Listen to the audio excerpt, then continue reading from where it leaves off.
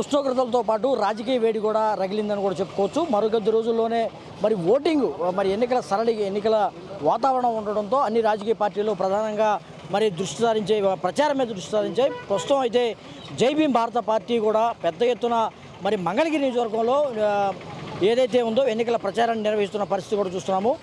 4వ రోజు చేరుకుంది జై భీమ్రావు పార్టీ ఎన్నికల ప్రచారం అయితే 4వ రోజు చేరుకుంది. అసలు ఏం గుర్తించారు, ఆయన పర్యటనలో ఎటువంటి మరి సమస్యలు గుర్తించారనే అంశం మీద మనతో మాట్లాడడానికి జై భీమ్రావు వ్యవస్థాపక అధ్యక్షులు మరి జడ శ్రావణ్ కుమార్ గారు తెలుసుకునే ప్రయత్నం చేద్దాం. సార్ చెప్పండి, గత 4 రోజుల నుంచి 5 రోజుల నుంచి కీలకమైన నియోజకవర్గంలో ఇక్కడ తిరుగుతున్నారు మంగళగిరిలో. ఏంటి అసలు ఈ ప్రచారంలో మీరు ఎటువంటి సమస్యలు మీ దృష్టికి వచ్చినాయి, ఎట్లా చూస్తున్నారు మీరు? మంగళగిరి నియోజకవర్గంలో అత్యధికంగా దళితులు ఉన్నటువంటి నియోజకవర్గం. ఓకే. తర్వాత చేనేత కార్మికులు ఉన్నటువంటి నియోజకవర్గం. తర్వాత బీసీ సోదరులు ఉన్నటువంటి, అంటే బిలో పావర్టీ లైన్లో ఉన్న ఒక 67 to 70% ఉన్న బిలో పావర్టీ లైన్. ఈ కాన్స్టిట్యున్సీలో కనీసం ఉండటానికి నిరుపేదలకి పట్టుమని 10 ఇళ్ళు కట్టించిన పాపాను పోలేదు. ఏది 2014 నుంచి 19 వరకు. మంగళగిరి కాన్స్టిట్యున్సీలో 2019లో పోటీ చేసినటువంటి నారా లోకేష్ 5300 ఓట్ల తేడాతో ఓడిపోయాడు. 2014లో 12 ఓట్ల తేడాతో ఆర్కే గెలిచాడు.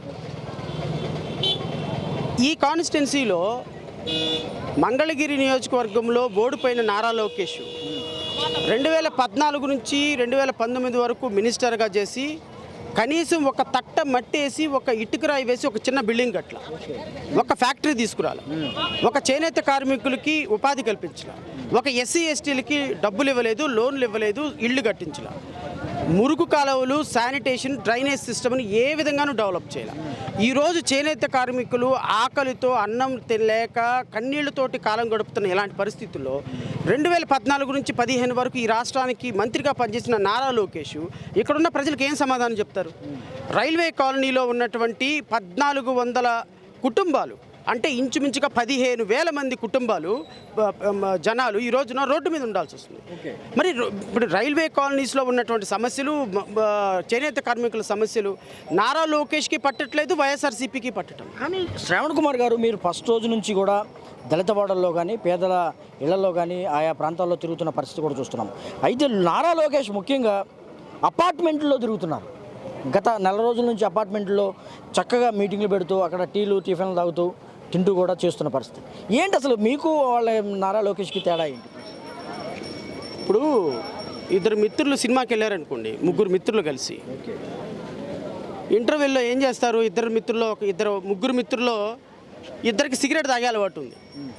ఒకటి సిగరెట్ తాగడు. సిగరెట్ తాగేవాడిని వదిలేసి సిగరెట్ తాగేవాళ్ళు ఇద్దరు ఒక పక్కకి వెళ్ళి సిగరెట్ తాగుతారు. ఒక గూటి పక్షులు ఒక గూటికి చేరటం అంటే దాన్ననే అంటాం. నారా లోకేష్ కూడా అపార్ట్మెంట్ గూట్లో ఉన్నటువంటి వ్యక్తి. నారా లోకేష్ బూజ్వారీ పార్టీలకి లేకపోతే భూస్వాముల యొక్క ప్రతినిధి. నేను నిరుపేదల ప్రతినిధిని, కష్టానికి ప్రతినిధిని, కన్నీళ్ళకి ప్రతినిధిని, బడుగు బలహీన వర్గాల సమస్యల కోసం ప్రతినిధిని. నువ్వేమో అపార్ట్మెంట్లో మీటింగ్ పెడతావు. అపార్ట్మెంట్ వాసులకి ఏం సమస్యలు ఉంటాయి? మురుగునీరు సమస్య ఉంటుందా? Coffee with Lokesh, chit chat with Lokesh. అంటే ఇక్కడికి వస్తే సమస్యల వలయంలో ఉన్నటువంటి ప్రజలు, నువ్వు డ్రైనేజ్ ఏదయ్యా, మురుగు కాలువలు ఏందయ్యా, ఇళ్ళు ఏదయ్యా, నీళ్ళు ఏదయ్యా, అన్నం ఏదయ్యా, రేషన్ కార్డు ఏదయ్యా, ఇన్నాళ్ళు ఎక్కడికి వెళ్ళావయ్యా, మా బిడ్డకు ఉద్యోగం రాలేదని చెప్పులతోటి చాటలతోటి తరిమి కొడతారని ఈ పల్లెల్లోకి రాడు. కాలనీలోకి వెళ్తే, రైల్వే కాలనీలోకి వెళ్తే మాకు ఇల్లు ఇప్పిస్తారని ఏమైపోయాయని చెప్పులు తీసుకుని కొడతారు. రారు. వీళ్ళు డబ్బులు 100 కోట్ల రూపాయల డబ్బులు పెట్టి 100 కోట్ల రూపాయల డబ్బు సంపాదించి, చంద్రబాబు నాయుడు డబ్బు, నారా లోకేష్ అపార్ట్మెంట్ వాసులతో అలా మీడియా ప్రయోగాలు చేసి, అపార్ట్మెంట్ వాసులతో సరదాగా టీలు కాఫీలు తాగి చిట్ చాట్ చేసి ఒక పిల్లోడిని ఎత్తుకున్నట్టు ముద్దు పెట్టుకొని, అంటే వీళ్ళందరూ కూడా, నేను రాజకీయంగా విమర్శలు చేయటం కాదండి, వీళ్ళందరికీ కూడా నిరుపేద వర్గాల ప్రజల కష్టాలు పట్టవు. శ్రావణ్ గారు, ఇది చూస్తేనేమో మంగళగిరి చూస్తేనేమో అమరావతి రాజధానిలో ఉన్న గ్రామాలు అంటున్నారు. అమరావతిలో పెద్ద ఎత్తున మరి డెవలప్ చెందుతుందని కూడా చెప్తున్నారు. కానీ క్షేత్రస్థాయిలో చూస్తే ఆ డెవలప్మెంట్ కానీ ఎక్కడా కూడా కనిపించట్లేదు. మరి విశ్వనగరం చేస్తానన్న చంద్రబాబు మాటలు ఏమైపోయాయి అనుకుంటున్నారు? అసలు రేపొద్దున ఆయన చంద్రబాబు నాయుడు అధికారంలోకి వచ్చిన మంగళగిరి ఇంతకంటే ఏం డెవలప్ అవ్వదు. మంగళగిరిలో భూ కబ్జాలు మొదలవుతాయి. ఎవడ ఆస్తి ఎవడుకుంటుందో తెలియదు. మళ్ళీ నారాయణ, పత్తిపాటి పుల్లారావు, గంటా శ్రీనివాసరావు ఎవరి కోసమైతే ప్రభుత్వంలో 2014 నుంచి 19 వరకు ఉండి వేల కోట్ల రూపాయలు దోచుకున్నారో వాళ్ళందరూ 2019 నుంచి 24 వరకు ఏసీ రూమ్లో నిద్రపోయారు. ఈరోజు తగుంద్రమ్మ అని ఒకటికే నెల్లూరు టికెట్, ఒకటే భీముల టికెట్ ఇచ్చి 100 కోట్ల రూపాయలు తీసుకొని ఇచ్చి దీనికి అంతటికి ఆద్యుడు నారా లోకేష్. ఎవరి దగ్గర డబ్బులు తీసుకోవాలి, ఎవరి దగ్గర 100 కోట్లు తీసుకోవాలి, ఎవరికి టికెట్ ఇవ్వాలి. మంగళగిరిలో గెలిచిన మంగళగిరిలో నయా పైసా పని కూడా చేయడు. కనీసం ఇక్కడ దళిత సమస్యలు, ముస్లిం సమస్యలు, క్రిస్టియన్ సమస్యలు, ఇక్కడ ఉన్న చేనేత సమస్యలు ఏది పట్టవు. వాళ్ళ వర్గాలు ఏదైతే భూస్వామ్య వర్గాలు ఉన్నాయో వాళ్ళతో ఈరోజు చాయ్ విత్ నారా లోకేష్, రేపొద్దున చాయ్ బిస్కెట్ విత్ నారా లోకేష్ చేసుకుంటాడు తప్ప నారా లోకేష్కి ఇక్కడున్న ఎమ్మెల్యే వైఎస్ఆర్సీపీ అభ్యర్థికి ప్రజల పట్ల కమిట్మెంట్ లేదు, సీరియస్నెస్ లేదు, ఏ విధమైనటువంటి ఆలోచన లేదు. కానీ జడ శ్రావణ్ కుమార్ కోటేసుకొని ఎన్నాళ్ళు ఏసీ గదిలో ఉన్నారు, ఇప్పుడు కూడా కోటేసుకొని తిరుగుతున్నారు తప్పితే సమస్యలు ఏం తెలుసు అని కూడా కొంతమంది విమర్శిస్తున్నారు. ఎవడైనా కడుపుకి అన్నం తినేవాడు ఎవడైనా శ్రవణ్ కుమార్ అనేవాడు ఏసీ రూమ్లో ఉన్నాడు అని అంటే 2019 నుంచి 24 వరకు నేను చేసిన పోరాటాలు తెలియదని అర్థం. ఒక్కసారి యూట్యూబ్లో జడా శ్రావణ్ కుమార్ అని కొట్టారనుకోండి, జడా శ్రావణ్ కుమార్ ఎన్ని వీధి పోరాటాలు చేశాడు, ఎన్ని నిరాహార దీక్షలు చేశాడు, ఎన్ని హార్తాళ్ళు చేశాడు, ఎన్ని బంధులు చేశాడు, సమాజం కోసం ఎలాగ నిరాహార దీక్షలు చేసి రోడ్డు మీద కూర్చున్నాడు, రోడ్డు మీద దీక్షలతోటి ప్రభుత్వాన్ని ఎలా కేసులు పెట్టించుకొని పోరాటం చేశాడో తెలుస్తుంది.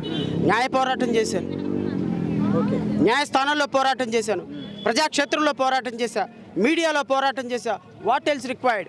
ప్రజల మనిషిగా ప్రజల కోసం 5 సంవత్సరాల పాటు నిరంతరం ఎండకి ఎండి వానకు తడిచి వాళ్ళతో మమేకమై పనిచేసినటువంటి జడా శ్రవణ్ కుమారుకి మాత్రమే మంగళగిరి ప్రజలని ఓటు అడిగే హక్కు ఉన్నది. ఓకే, మీరు 4 రోజుల నుంచి 5 రోజుల నుంచి విస్తృతంగా పర్యటిస్తున్నారు, విస్తృతంగా ఎన్నికల ప్రచారం అయితే చేస్తున్న నేపథ్యంలో ఎటువంటి సమస్యలు మీ ముందుకు వచ్చినాయి, ఏం చెప్తున్నారు ప్రజలు, ఏం చెప్తున్నారు? అసలు ఒక సమస్య ఏంటండి? సమస్య లేని ఇల్లేది, సమస్య లేదు ఇల్లేది. బిజినెస్ చేసుకునే వ్యక్తికి సరైన ప్రోత్సాహం లేదు, రేషన్ కార్డు ఉన్న వ్యక్తికి ఇల్లు లేదు. ఏదైనా సమస్య వస్తే ఆ సమస్య కోసం వచ్చి ఏంటి మీ సమస్య అని మాట్లాడేవాడు లేడు. బీటెక్ చదువుకున్నవాడికి ఉద్యోగం లేదు, ఇక్కడ ఒక కంపెనీ లేదు, ఒక ఫ్యాక్టరీ లేదు. ఎవడు కూలీ వాడు చేసుకోవాలి, ఎవడు బతకాలి.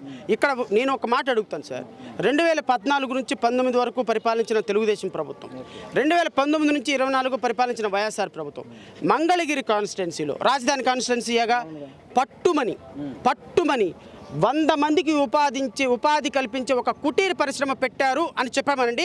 నేను మంగళగిరి కాన్స్టిట్యున్సీ నుంచి విరమించుకుంటా. శ్రావణ్ గారు, ముఖ్యంగా వైఎస్ఆర్సీపీ కొన్ని ఆరోపణలు చేస్తుంది. మేము దాదాపు అమరావతిలో పేదలకు 51,000 మందికి నివాస గృహాలు ఇస్తానంటే తెలుగుదేశం అడ్డుకుందని కూడా చెప్తున్నారు. ఈ విషయం మీకు కూడా తెలిసి ఉండొచ్చు. ఎందుకు ఈ రాజకీయం పేదల ఇళ్ల మీద రాజకీయాలు ఎందుకు చేస్తున్నారు? పెద్దోడిని కొట్టి పేదోడికి ఇవ్వండి, నో ప్రాబ్లం. దాంట్లో నుంచి భూమి, నో ప్రాబ్లం. నారాయణ ఒక 50,000 ఎకరాలు దోచుకున్నాడు, దాంట్లో నుంచి ఇవ్వండి. చంద్రబాబు నాయుడు వీళ్ళందరికంటే మించి ఒక ఎకరమే దోచుకున్నాడు, వాళ్ళందరి నుంచి తీసుకొచ్చేవ్వండి. అమరావతిలో భూములు ఇచ్చింది ఎస్సీ ఎస్టీలు, నిరుపేదలు, ఎకరం, పావు ఎకరం, అర ఎకరం ఉన్నవాళ్ళు. ఈ ఎకరం, పావు ఎకరం, అర ఎకరం ఇచ్చిన వాళ్ళు ప్రభుత్వానికి భూములు ఇస్తే ఆ భూముల్లో నుంచి మరో పేదవాడికి భూమి ఇస్తే ఈ పేదవాడు ఏమైపోతాడు? అంటే పేదవాళ్ళకి మధ్య గొడవ పెడతామనే? నువ్వెవరు? నీ భూమే పేదలకే కదా మేము ఇచ్చేది అంటున్నారు వాళ్ళు. ఎవరి దగ్గర నుంచి? ఇంకో పేదవాడి దగ్గర నుంచి ఇంకో పేదవాడి. నేను కష్టపడ్డాను సార్, నేను రిక్షా దొక్కేవాడిని, రిక్షా పుల్లర్ని, కష్టపడ్డా. మా ఇంటికి ఒక 100 రూపాయలు సంపాదించుకొని వచ్చేటప్పుడు ఒక కేజీ బియ్యం కొనుక్కొచ్చుకొని గంజి కాసుకొని తాగుతున్నా. పక్కింటోళ్ళు వచ్చి మేము కూడా పేదవాళ్ళమే, గంజి ఇవ్వమని లాక్కున్నారు. అంతలోకి సర్పంచ్ గారు మీరు వచ్చి వాళ్ళు పేదవాళ్ళగా లాక్కొని అంటే, అరే గంజి తెచ్చుకున్నా నేను నా గంజి లాక్కొని పక్కనోడు గంజి తాగుతానంటే నేను ఎట్లా బతకాలి? ఇది గంజి కోసం పోరాటం, ఒక భూమి కోసం పోరాటం. నా భూమిని తీసుకొని ఇంకొకటి భూమికి ఇస్తాను అంటే ఎలాగా? పేదల ఇళ్ల మీద మీ స్టాండ్ ఏంటి? మీ పార్టీ స్టాండ్ ఏంటి? ఏదండి? పేదల ఇళ్ళకి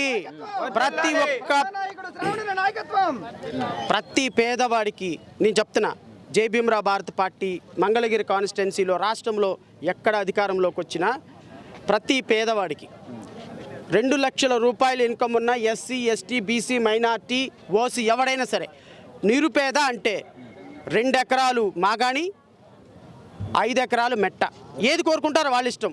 ఈ రాష్ట్రంలో మంగళగిరి కాన్స్టిట్యున్సీలో జడా శ్రావణ్ కుమార్ వాగ్దానం ఒకటి ఇస్తున్నాడు.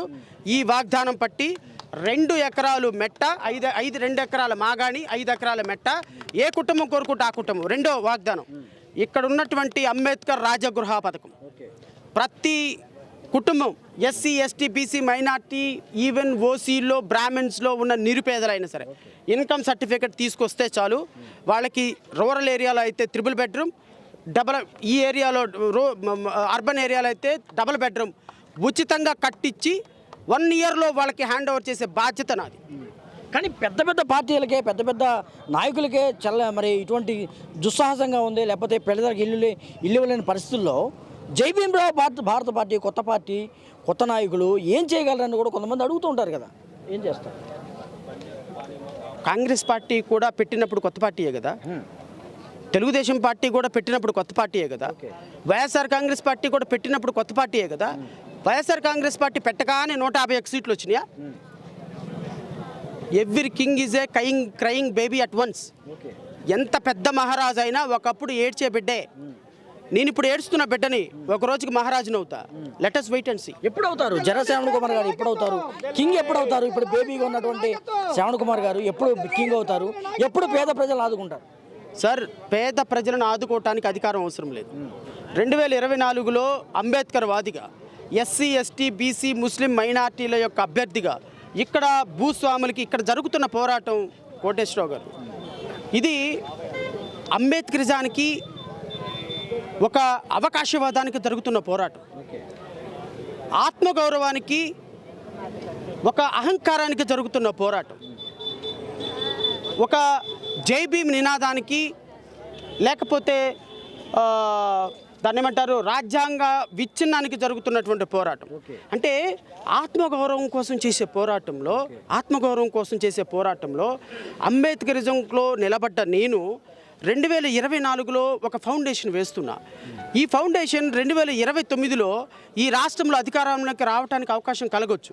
సో నేను ఒక లాంగ్ రన్ ప్లాట్ఫామ్తో వచ్చినోడిని తప్ప గబుక్కున ఈరోజు ముందుకు దూకి మోకాళ్ళ బగలు కొట్టుకుని ఎమ్మెల్యే కాలేదని క్విట్ అయ్యే వ్యక్తిని కాదు. So I have my long vision. ఓడిపోయినా కానీ మీరు ప్రజలతోనే ఉంటారా?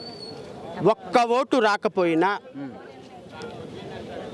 మంగళగిరి కాన్స్టిట్యున్సీలో 2024 మే 31వ తారీఖు నుంచి 2029 మే వరకు 5 సంవత్సరాలు జడా శ్రావణ్ కుమార్ మంగళగిరిలోనే ఉంటాడు.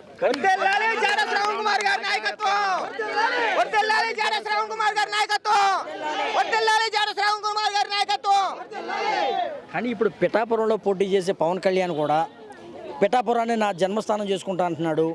ఇక్కడ మంగళగిరిలో పోటీ చేసే లోకేష్ కూడా ఇదే నా స్వస్థలం, నేను ఇక్కడే పుట్టినాను కూడా చేసుకుంటానని కూడా చాలామంది చెప్తున్నారు. మీరు అలాగే చెప్తున్నారు. నారా లోకేష్ ఎక్కడ పుట్టారండి?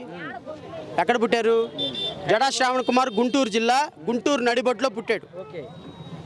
మా నాన్నగారు ఇక్కడ పెనుమాకలో నా పెనుమాకలో ఇక్కడ ఉద్యోగం చేశారు. ఈ అమరావతి పొన్నికల్లో ఉద్యోగం చేశారు. తాడికొండలో 4 సంవత్సరాలు ఉద్యోగం చేశాడు. బిఎస్ఎస్బి డిగ్రీ కాలేజీలో తాడికొండలో డిగ్రీ 2 సంవత్సరాలు చదువుకున్న వ్యక్తిని నేను. నాకు ఈ కాన్స్టిట్యున్సీ గురించి, ఈ జిల్లా గురించి నీతులు చెప్పొద్దు. ఏసీ కాలేజీలో చదువుకున్న వ్యక్తిగా జిల్లాలో నాకు అత్యున్నతమైనటువంటి అనుబంధం ఉంది. మీకు పవన్ కళ్యాణ్ ఎవరు? పవన్ కళ్యాణ్ తాత ఎవరు? పవన్ కళ్యాణ్ నాన్నకి ఎవరు? పిఠాపురానికి ఆయనకి ఏం సంబంధం? 2019 నుంచి 2024 వరకు 5 సంవత్సరాలు అయిందిగా. 5 సంవత్సరాల్లో ఆంధ్రప్రదేశ్ రాష్ట్రానికి ముఖ్యమంత్రిని అన్నాడుగా. ఈ 5 సంవత్సరాలకి ముఖ్యమంత్రిని అన్న పవన్ కళ్యాణ్ పట్టుమని 40 రోజులు ఆంధ్రప్రదేశ్ రాష్ట్రంలో లేడు. నువ్వు ఇంకా పిఠాపురం గురించి నువ్వు ఎట్లా మాట్లాడతావు? పిఠాపురంలో రేపొద్దున పర్మనెంట్ అడ్రస్ కూడా లేకుండా పారిపోతాడు రేపొద్దున హైదరాబాద్. కాబట్టి ఇక్కడ లోకల్ ఇష్యూ వస్తే అందరికంటే ఈ భూమి మీద ఓటు అడిగే హక్కు నాకే ఉంది. ఓకే, ఎలా ఉంది మీకు స్పందన? ఎలా ఉంది? 4 రోజుల నుంచి 5 రోజులు తిరుగుతున్నారు. ప్రజల నుంచి ఎటువంటి స్పందన వస్తుంది? ఏం ప్రజలు మార్పు కోరుకుంటున్నారు సార్. మార్పు ఎట్టుకు నంది తీస్తుందో నాకు తెలియదు, బట్ ప్రజలు ఖచ్చితంగా మార్పును కోరుకుంటున్నారు. మార్పు కోరుకున్న ప్రజలు ఓటు గన వేస్తే 2024లో మంగళగిరి కాన్స్టిట్యున్సీలో అద్భుతాలు జరుగుతాయి. ఇది జడ శ్రావణ్ కుమార్ చెప్తున్నారు. మార్పు కోసం ప్రయత్నిస్తున్నాను. ప్రజలైతే కూడా మార్పు కోరుకుంటే ఖచ్చితంగా జడ శ్రావణ్ కుమార్ మరి మంగళగిరిలో మరి జై భీమరావు పార్టీ ఖచ్చితంగా గెలుస్తుందని కూడా ఆశాభావం వ్యక్తం చేస్తున్న పరిస్థితి, ధీమా వ్యక్తం చేస్తున్న పరిస్థితి.